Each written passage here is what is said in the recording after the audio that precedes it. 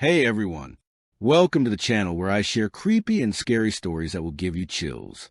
If you love horror and spooky tales, make sure to subscribe and join me every week for a new story. Let's get into the dark side together. The mountain road twisted endlessly through thick forests, its cracked asphalt swallowed beneath a canopy of ancient pines that stretched toward the gray sky like skeletal fingers. A damp chill settled in the air, wrapping around the small yellow bus like a shroud as it crept deeper into the wilderness. The tires crunched on loose gravel, each bump echoing ominously through the cabin. Eli sat behind the wheel, muscles tense, eyes fixed on the narrow path ahead. 10 teenagers filled the worn seats behind him, some chatting nervously, others staring silently out the windows. The forest pressed close to the bus windows, shadows flickering with the last rays of a dying sun. The silence inside was thick, a mixture of excitement and unspoken dread. "Almost there," Eli said quietly, his voice barely audible over the engine's rumble. "Black Pine Camp. For weeks. No phones. No distractions. Just us in the forest." Maya shifted in her seat, clutching the strap of her backpack tightly. Her emerald eyes scanned the thicket beyond the glass, catching glimpses of dark shapes that seemed to shift and move on their own. Beside her, Jake tried to smile, but the tension in his jaw betrayed his nerves. Liam, ever the joker, attempted to lighten the mood. "What's the worst that can happen? Some ghost stories and bugs." Emma, curled up with her sketchbook, gave him a pointed look, then returned to shading the twisted shapes of trees she saw outside. Sarah sat near the back, silent and withdrawn, her pale face half hidden beneath a tangled curtain of black hair. Noah leaned against the window, his gaze distant, as if the forest held answers he dared not speak aloud. The bus rounded a final bend, pulling into a clearing where weathered cabins huddled together near a dark, still lake. The water reflected the bruised sky above like a black mirror. A faded wooden sign swung on rusty hinges. "Welcome to Black Pine Camp. Established 1923. The campers filed out, their footsteps crunching on gravel. The air smelled of pine and damp earth, thick with the promise of secrets. Eli motioned toward the main lodge, its silhouette looming against the deepening twilight. "We'll start with a meeting," he said. "Camp rules, introductions, then the campfire tonight. Stay close. No one goes into the woods alone." Maya's gaze lingered on the shadowed tree line, where for a fleeting moment she thought she saw a tall, featureless figure standing just beyond the edge of the forest. Her breath caught, but when she blinked, it was gone. The sun dipped below the horizon, and the woods whispered. Something was watching. The lodge's heavy wooden door creaked as the campers entered. Inside, the air was thick with the scent of old pine and smoke. The room was dimly lit by flickering lanterns hung along the walls, casting long, dancing shadows. Weathered wooden benches circled a large stone hearth, where embers glowed faintly. Eli stood before them, his voice steady but low. "This camp has history. People come here to disconnect, to find adventure. But Black Pine isn't just any camp. It's old. It holds stories of disappearances, of strange sounds, shadows that move when no one's watching."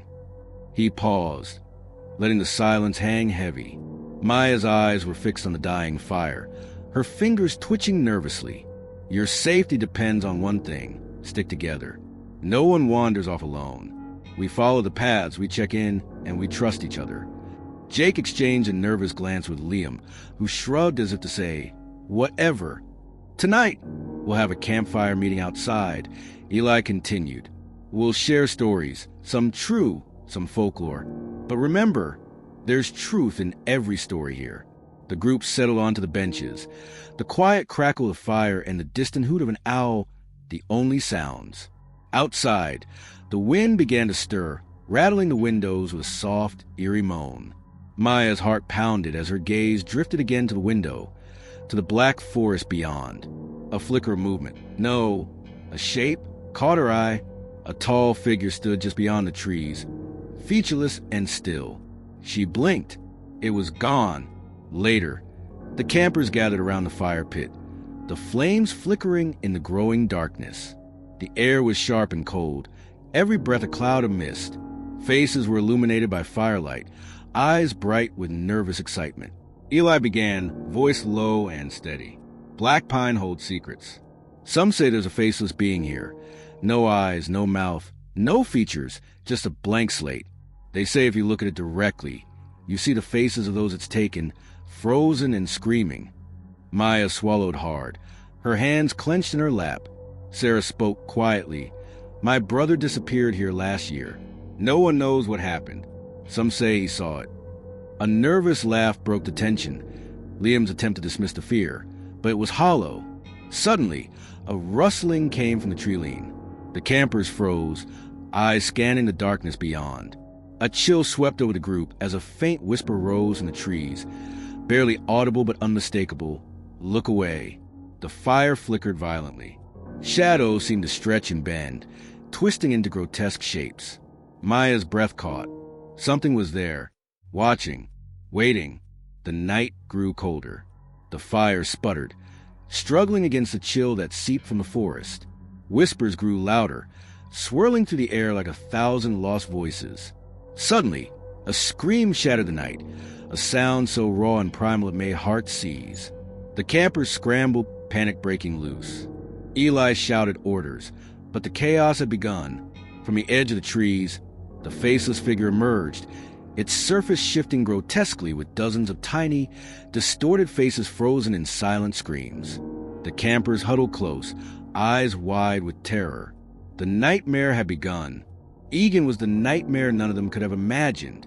The faceless figure loomed just beyond the firelight, an impossible silhouette that seemed to absorb the surrounding darkness. The twisted faces frozen on its blank surface whispered in a chorus of silence, each one a frozen scream echoing through time. Maya's breath hitched as she clutched Jake's arm, her eyes darting between the monster and the terrified faces of her friends. The cold night air felt like ice creeping under their skin, a suffocating presence pressing in from all sides. Eli barked, "Get inside! Now!" The campers scrambled toward the lodge, but the forest seemed to shift around them. Paths twisted unnaturally, trees looming larger, blocking their way. It was as if the woods themselves were alive, reshaping to trap them within. Noah shouted, "This way!" But every turn led them deeper into the nightmare. Sarah's voice trembled. "It's using the forest against us." The group stumbled through the thick underbrush, branches clawing at their faces and clothes. Behind them, the faceless watcher advanced, its many tiny faces writhing in silent torment. Maya's mind raced. If the stories were true, the creature fed on fear and isolation. They needed to stay together. But the forest was breaking them apart, fracturing their hope. Suddenly, a deafening crack split the air as Liam vanished into the shadows, swallowed by the darkness. "Liam!" Jake screamed, but there was no answer. Panic surged. The group faltered, fear threatening to unravel them. Maya gritted her teeth. "We can't lose anyone else. We have to keep moving. Together." But the faceless figure was relentless, a nightmare with no face, no mercy, and countless voices screaming behind its blank mask. The hunt had only begun. Begun was a curse whispered to the twisted branches of black pine, an echo of ancient horrors that refused to die. The night wrapped the campers in its cold embrace as they pushed deeper into the forest, their breaths ragged, hearts pounding like drums of war. Every step was a battle against fear itself. Maya's fingers trembled as she clutched her flashlight, its beam flickering weakly through the dense fog. The faces of her friends were pale, eyes wide with terror, shadows beneath them deepening like the roots of the ancient trees around them. "Stay close," Eli commanded, his voice taut with urgency. "We have to find the lodge or any shelter. This forest is alive, and it wants us to get lost." A sudden rustle to their right made them freeze. From the mist emerged a figure, not the faceless one, but a hollow silhouette with distorted limbs, a shadow that warped reality around it. Jake swallowed hard. "What the hell is that?" Before anyone could respond, the faceless figure appeared behind the shadow, looming larger, its featureless face reflecting countless tiny, anguished visages. The air grew colder. Time itself seemed to twist.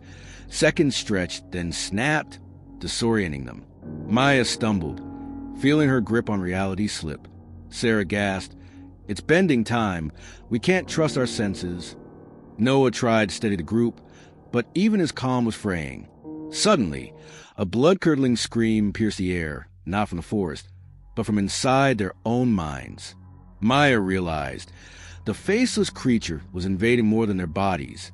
It was seeping into their minds, twisting memories, warping perception.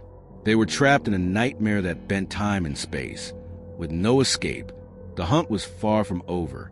Over and over, the faceless shadow stalked them, a relentless force without mercy or pause. The forest had become a labyrinth, each path twisting and folding upon itself, impossible to navigate. Time splintered, moments repeated like broken records, stretching into endless loops that twisted reality until it frayed. Maya's breaths came shallow, every sense screaming in the unnatural stillness. The forest whispered secrets only madness could decipher, voices overlapping in a cacophony of despair. Her friends, once vibrant, now moved like ghosts, faces pale, eyes vacant, shadows of their former selves. Eli gripped her arm, voice cracking. We need to find the old ranger station, the only place that might offer shelter from this nightmare. They stumbled to the fog, branches clawing at their skin, the faceless figure lurking just beyond every corner, watching with those countless tiny faces pressed against its blank surface, faces of past victims, frozen in eternal terror. Suddenly, the world warped. Trees bent impossibly. The ground rippled like water. Maya felt her mind slipping, memories dissolving into strange visions, her own face melting into the faceless mask. "No," she whispered fiercely, shaking her head to clear the haze. "We have to fight." But the forest had already claimed them, a twisted trap where reality unraveled and hope withered like dying embers. The faceless one was waiting for the last soul to break. Break the cycle, break the silence, break the spell. The words echoed in Maya's mind like a desperate prayer. The forest's grip was tightening, and the faceless shadow loomed ever closer, feeding on every shred of fear. Her hands trembled as she led the group toward the distant flicker of what might be the ranger station's faint light. The path was barely visible through the thick fog, the air heavy with the scent of decay, and something far older, something wrong. Jake stumbled beside her, his face pale but determined. "Do you think it can be stopped?" Maya swallowed hard. "I don't know, but if we don't try, it wins." Behind them, the faceless creature's whispers grew louder, voices of the lost twisting into a haunting chorus that clawed at their sanity. Sarah faltered, collapsing onto the mossy ground. "I can't, it's inside me." "No!" Maya cried, dropping to her knees beside her friend. She grasped Sarah's hand, willing her to hold on. Suddenly, the fog parted, revealing the silhouette of the ranger station. Old, worn, but solid. A flickering lantern hung by the door. Hope sparked, but as they approached, the ground trembled. The faceless figure rose in the shadows, its blank face fractured into 1,000 screaming mouths, each echoing their deepest fears. The final confrontation was near enough to smell the rot, near enough to feel its breathless presence pressing against their skin like cold sweat. The faceless figure stood between them and the ranger station, its elongated form twitching with inhuman stillness. Its body rippled. No flesh, no bone, just a moving sheet of shadows and memory. Maya's voice shook. "Don't look into its face. That's how it takes you." Jake pulled Sarah to her feet as Eli stepped forward, wielding only a broken branch like a sword. "We have to distract it just long enough to get inside." Noah threw a stone. It passed straight through the creature. The faceless figure didn't move, but its body pulsed, and 1,000 tiny faces twisted, lips silently mouthing old screams. One face looked like Liam's. Another looked eerily like Maya's father. "It knows us," Maya whispered. "It's been watching since before we came." Sarah clung to the doorway as the group moved in a wide arc. The creature's head tilted as if amused. Then silence broke. It moved, not walking, not running, shifting. Reality bent with it. The group ran. The world around them bent like heated glass. Trees stretched sideways. The dirt path cracked beneath their feet. Time twisted. Seconds stretched into minutes. then snapped back again. Maya reached the door of the ranger station. She turned just as the figure surged forward, passing through Jake. Jake froze. His mouth opened. No scream came. Only silence. Silence swallowed the world whole. Jake stood motionless in the doorway, eyes wide, mouth parted, his chest rising and falling in slow, uneven breaths. But something was wrong. His expression was vacant. Not fear, not pain, but absence. Like someone had flicked off the light behind his eyes. Maya reached for him, trembling. "Jake!" He didn't answer. "Jake!" She shouted louder this time. Still nothing. Eli yanked him inside as Sarah slammed the ranger station door shut, bolting it with rusted metal. The moment it closed, the world outside seemed to vanish. The trees, the mist, the creature, all swallowed by the blackness that now pressed against the windows like a storm. Inside it was dim. The lantern on the wall flickered, casting golden light over the ancient maps, torn furniture, and peeling wallpaper. A dusty desk sat in the corner. Old radio equipment blinked weakly, power flickering in and out. Jake sat quietly on the wooden floor, knees pulled to his chest, staring at nothing. Maya crouched in front of him, tears stinging her eyes. "He's still breathing," Eli muttered, crouching beside her. "But whatever that thing did, it's like it took something out of him." Sarah wandered the room, her hands running along the scratch through the walls, her voice distant. "It doesn't kill you right away. Not all of you. First it takes your past, then your voice, then your name." Maya turned. "What are you talking about?" Sarah blinked. "I don't remember my brother's face anymore." The group fell silent again, the weight of her words crashing down like a tombstone. A soft scratching noise came from the window. Noah crossed to it slowly, pulling back the torn curtain. Nothing, just darkness. Then movement. A pale face pressed to the glass. No eyes, no mouth, only a canvas of faces. It was smiling, though it had no mouth, just a smooth canvas where a face should be, stretched taut like damp parchment. Beneath the skin, 1,000 others twitched and shifted, their tiny mouths open in silent screams. Some of them looked familiar now. Maya stared, frozen. One face embedded near the top of the faceless creature's head was Jake's. Flickering, melting, reforming. He hadn't moved from where he sat on the floor, but his face, his essence, was already being absorbed. "No," she whispered. The creature remained at the window, unmoving, waiting, watching. Eli stumbled back. "It doesn't need to break in. It just waits for you to give up." Sarah nodded slowly, almost in trance. "It feeds on time, on memory. The longer you're near it, the more you become part of it." Jake stirred for the first time since the attack. His mouth opened, and in a voice that wasn't his own, he said, "It's always been here. We just weren't looking." Then he collapsed, unconscious. Noah turned to the old radio on the desk. "If there's a way out, maybe someone's listening." He flipped the switch. Static, then a faint click. A voice. "Black Pine, come in. You're not safe. It knows. It remembers. It never forgets." The voice cut out. Maya gripped the edge of the desk. "What remembers?" Sarah answered without turning. "The mountain, the forest, the thing inside it. It's older than the camp. It doesn't hunt with claws. It erases you." The lantern flickered violently. Then, the windows all darkened at once. The faceless figure was no longer outside. It was already inside the ranger station. The temperature dropped instantly.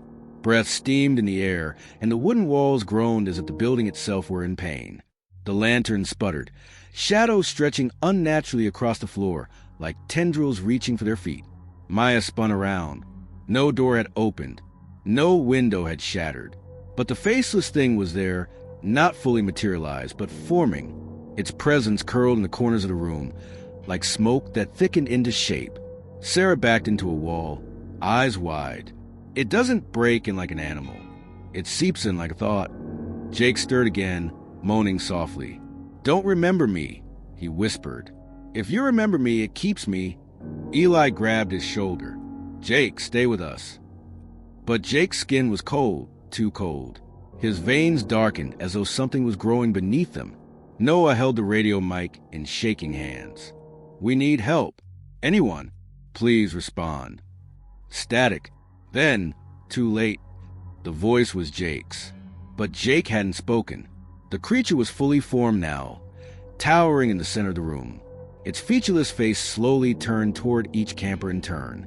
As it looked at them, tiny new faces bloomed on its surface. Emma's, Sarah's, Noah's, Eli's, Maya's.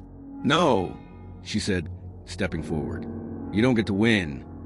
The fire axe mounted on the wall called to her. She grabbed it, not knowing what she planned to do, only that she had to try something. But time fractured again. In an instant, she was standing outside, alone in the forest. The station was gone. Everyone was gone. The only thing left was the sound of the faceless thing, breathing behind her. Her breath caught as the silence behind her deepened. Thick, suffocating, eternal. Maya didn't turn. Every instinct screamed not to. The thing that had taken her friends was standing just inches away, breathing without lungs, watching without eyes, waiting without time. She focused on the sound of her heartbeat, on the crunch of pine needles beneath her boots, on the sharp metallic edge of the axe, still clutched in her hand. Cold sweat slicked her back, and her knees threatened to buckle, but she stood still. "Not yet," she whispered to herself. Around her, the forest had changed. It was no longer night or day. Time had fractured into something unreal. The trees hung frozen in mid-sway, leaves stopped mid-fall. Shadows curved in impossible directions, and the silence was alive. "Maya." She flinched. "That voice." "Eli," she whispered. But it wasn't him. The voice came again, Jake's voice. Then Emma's. Then Sarah's, all whispering her name. The creature was inside her mind now. She closed her eyes and stepped forward, not away from a monster, but through it, into the impossible space it occupied. The world broke open. Suddenly, she stood in a clearing, not just in the forest, but in something deeper, older, darker, a hollow beneath the mountain. The ground beneath her glowed faintly with symbols carved into the dirt.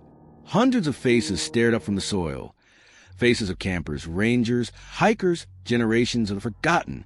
And at the center, rising from the pit, was the true form of the faceless one.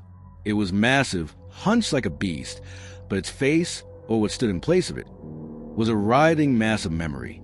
And in its center, her own reflection stared back at her, not screaming, smiling, though it shouldn't have been possible. Her own face, perfect in every detail, smiled from the center of the faceless one's swirling mass. Not a smile of joy, not warmth. No, it was a smile of surrender, of acceptance, of someone who had given in and become part of it. Maya took a step back, heart thundering. "No, that's not me." But the smile widened. "You already belong," whispered 100 voices in unison. Around her, the clearing pulsed with a dim, sickly light. Faces, some half-formed, others detailed in agonizing clarity, shifted and turned in the earth, mouths moving in silent screams. They weren't just buried. They were trapped, conscious, watching. She turned to run, but the forest was gone. The hollow had become infinite. No sky, no walls. Just the thing and the faces, and the cold knowledge that she had crossed a line no one was meant to cross. And then she saw them, Eli, Sarah, Noah, Emma, all standing silent at the edge of the hollow, their eyes dark, their faces blank. They didn't speak. They didn't move. Maya shouted, "You're alive?" But they weren't. Not truly. They had become fragments, imprints within the creature, living memories trapped in looping thought. The faceless one reached for her, not with limbs but with memories. Her mother's voice, her childhood bedroom, her first heartbreak, her laughter. It was showing her everything, so it could erase it all. Maya dropped the axe and screamed. Everything shattered. Shattered fragments of her mind floated in silence. Maya wasn't sure if she was still standing. She wasn't sure if there was even a ground. The world had become weightless, without color or sound, filled only with the soft hum of forgotten voices. The axe was gone. Her name, slipping, Memories bled from her in whispers. Laughter at the campfire, Emma's drawings, Jake's voice. All of it drained into the yawning blackness of the creature, the faceless one, that now towered before her, endlessly tall, endlessly empty, and still smiling. But somewhere, deep within, something sparked. A voice, not one of the stolen ones, not the creature's, her own, faint, fading, but fighting. You don't get to finish me. The faces rippling across the creature twisted. Confusion? Anger? Maya couldn't tell, but the smile wavered. Just for a moment, she stepped forward. Every step was pain, memory tearing away. But she remembered not just who she was, but why she came. The stories, the warnings, the rule, don't look at its face. But she had. And maybe that was the answer. Maya opened her eyes, truly opened them, and stared into the heart of the faceless one. She didn't run. She didn't scream. She remembered all of it, and the creature recoiled. Its surface buckled, the faces screaming in reverse, unpeeling. The clearing cracked beneath it. Light, pure and golden, spilled up from the depths. The creature could erase memories, but it could not withstand full awareness. And Maya, despite the terror, despite the sorrow, chose to remember. She stepped into the light. She awoke to birdsong. The sun shone gently through pine branches. Dew glistened on mossy stones. The cabin stood behind her, untouched, weathered, familiar. But she was alone. No Jake. No Emma. No Eli. Just silence. She stood slowly, heart pounding. A voice behind her, her own voice, echoing faintly, whispered, "They never left. Neither did you." And in the reflection of the lake, she saw it. Her face was not hers anymore. Tiny mouths silent, smiling,